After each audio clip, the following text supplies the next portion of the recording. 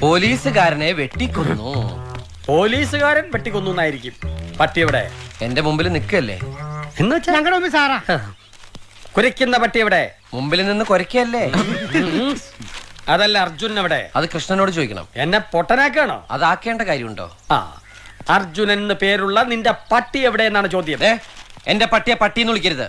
പട്ടിയെ പട്ടി എന്നല്ലാതെ പിന്നെ അച്ഛന്ന് വിളിക്കൂ? വിളിച്ച് ശീലിച്ചവർക്ക് എന്തും വിളിക്കാം. ആ, എന്നാ അച്ഛനെ പിടിയിടോ. പട്ടിയെ പിടിയിടോ. എന്താ കാര്യം? ഡിപ്പാർട്ട്മെന്റിൽ നിന്ന് വന്നിരിക്കുന്ന കടലാസ. ഓർഡറാ? ഓടിക്കോ. ആ, ഓർഡറാ. പട്ടിയെ ഉടൻ തിരിച്ചേൽപ്പിക്കാനുള്ള ഡിപ്പാർട്ട്മെന്റിന്റെ ഓർഡറാ.